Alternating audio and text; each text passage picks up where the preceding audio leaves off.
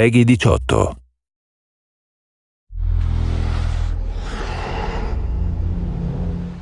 Hi, my name is Ashraf Ismail, Game Director of Assassin's Creed 4 Black Flag, and I'm very proud to be showing off the Caribbean open world. Here, we're going to start with Edward. After completing a few missions, he's met up with the assassins, but he's not yet bought into the creed, so he still has this selfish need for fame and fortune. Edward is one of the most unique characters we've created for the Assassin's Creed universe.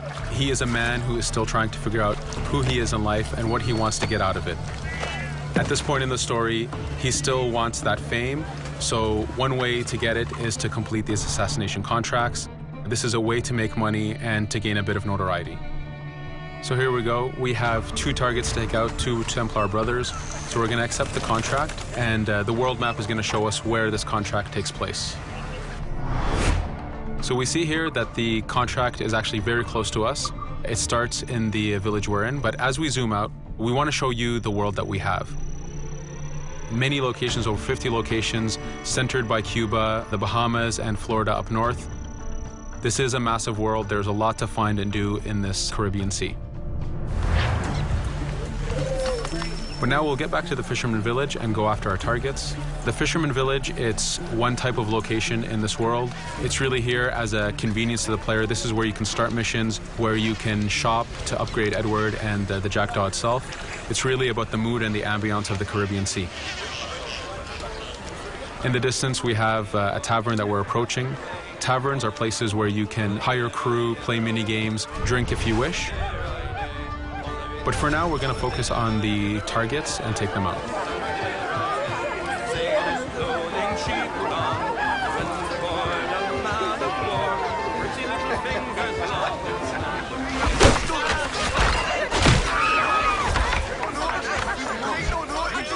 Now that we've taken out one brother, the other one's going to bolt.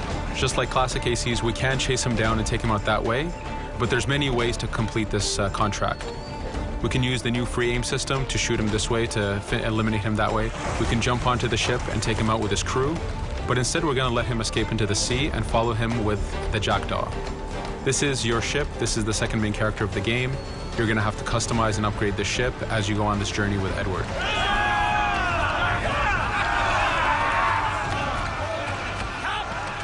We've seamlessly gone from a ground chase right into a naval chase.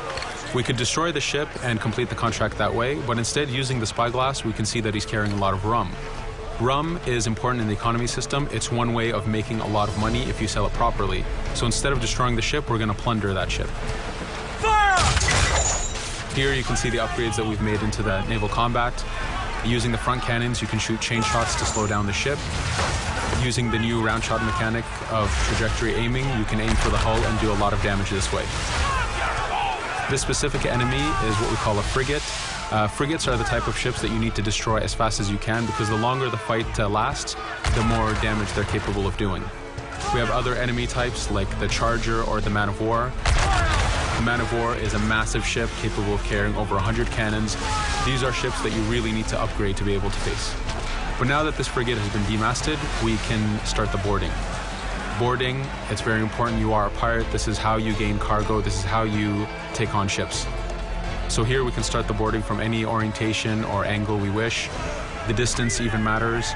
If you get too close, the 2 crews will just jump right into each other. If you start a bit further, you can jump in the water and go in for a sneak stealth attack. We have 2 objectives to accomplish for this boarding. We can take out the captain, and we need to take out some of his crew. So using the swivel gun, we will efficiently take out a lot of the crew.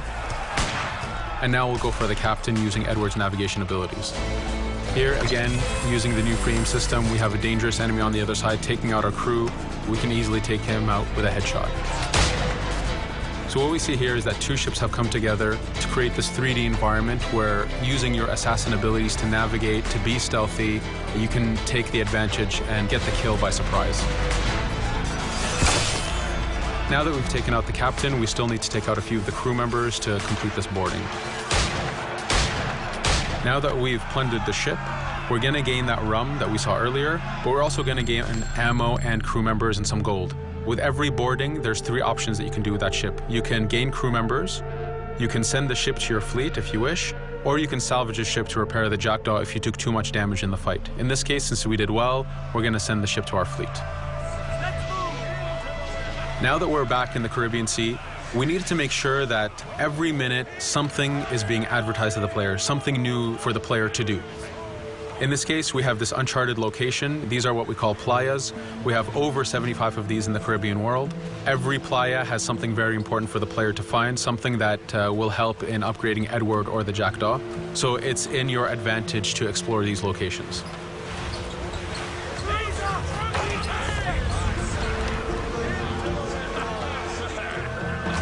Again, for us, seamlessness is very important.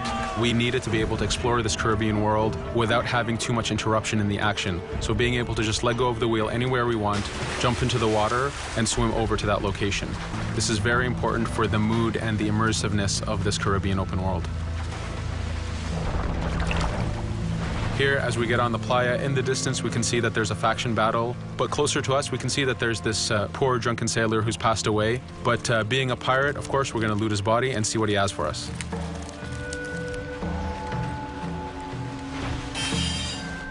So we found a treasure map. This treasure map is asking us to go to an island called Misteriosa. Every time you find one of these, you know that you're going to find a treasure that is linked to the progression of the Jackdaw or Edward, so they are very valuable. Here we're going to take a look at that faction battle. We have a British ship facing off against a Spanish ship. We could jump in and take advantage of this opportunity, allowing each ship to weaken the other and for us to plunder both. But now we're going to make our way back to the Jackdaw. Again, this is the second main character of the game. There's a lot of customization and a lot of upgrading to do on the Jackdaw. You can upgrade all the weapons to fit the playstyle you wish. Now, as we get onto the Jackdaw, we can see that the crew is cheering for us. Edward has a really close relationship with his first mate, Adewale, standing right there, and with his crew. And this is something that you'll see later in the demo, that we can lose and gain crew members. Again, using the spyglass, we can really see the contents of a ship, but you can also assess the danger and threat level of these ships. But for now, we're going to continue to Misteriosa to find that treasure. Here we've crossed into a harpooning zone. The harpooning system is connected to the hunting system, which is used for upgrading Edward himself. So you can upgrade the number of weapons he carries, the ammo that you can carry, and even his health. But for now, we've moved past that zone and we've got into a storm. Storms are very dangerous. If you're not careful, if you don't know how to navigate a storm, you will take damage to your ship and you will lose crew members. In the distance, we can see a water spout. This is a tornado in the ocean. These are very dangerous. They can suck you in, and when they do, they tear the ship apart and take out your crew. Here we can see its effect on a ship. This poor ship got sucked in and got destroyed. Storms are very dangerous, but we wanted the player to take advantage of this. When you've mastered a storm, when you know how these systems work, you can pull enemies into a storm and let the storm do damage for you. So there is a strategic element to using a storm in the world.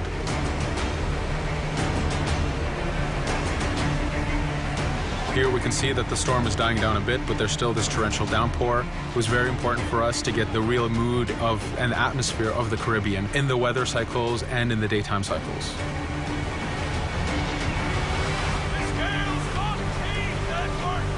But here, since we've survived the storm, did pretty well, let's order our crew to sing. Sea shanties are a part of this game. It's a collectible that you can find in the world. So the more you find, the bigger playlist you have for your crew. But for now, we've made it to Misteriosa. So again, we're going to seamlessly get off our ship and explore this location. Misteriosa is a Mayan ruin. Mayan ruins are heavy with stealth and navigation capacities.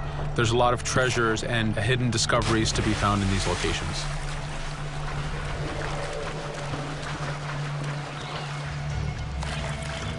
If we recall the treasure map, the treasure is hidden behind a temple. So just by quickly looking around, we can see that temple looks about right. So that's our objective. We'll head there. As we go this way, we can see there's a lot of guards on the beach.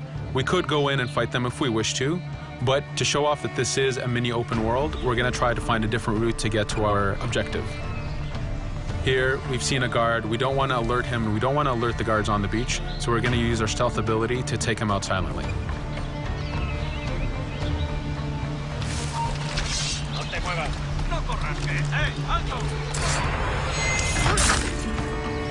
With AC3, we were able to push the navigation in the frontier, which means using natural environments like trees and rocks and so on. Mayan ruins are the perfect place where we mix man-made structures and these natural environments. So you really get to feel how far the navigation abilities of the assassin have come since the original game. In the distance there, we can see another part of the island being blocked off by a patrol of guards. We're going to avoid it for now and go for that treasure.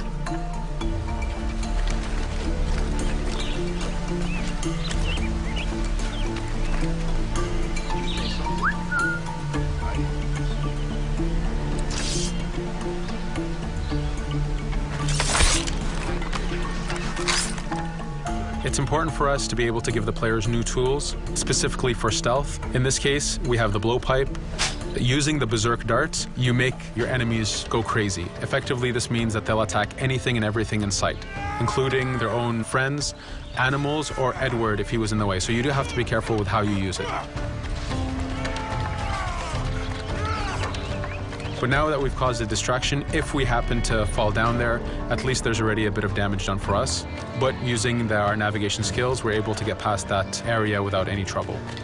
There in the distance, you can see the jackdaw placed exactly where you left it when you got onto this location. It's really important for us to show the beauty of this Caribbean world.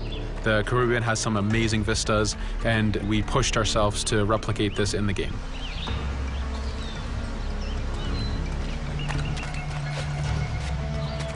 As we continue forward, we can see in the distance there's a couple prisoners that are taken hostage. This is a scenario that you need to use stealth. If you're detected by those guards, they will kill the hostages. So in this case, it's to your advantage to use the environment to figure out how you can take out those guards without being detected. In this case, it's 2 guards, so it's not too hard. There are other scenarios where you have more guards and you have to figure out how you can take all of them out at the same time. Now that we've freed these prisoners, they are more than happy to join our crew. This is just one way of gaining crew members. As mentioned earlier, there's the taverns. There's actually many different setups of gaining crew.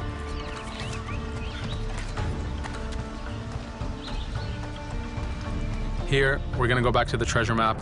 We can see that the treasure is actually behind the temple near a fountain. So if we just look around, we can see that it's around here.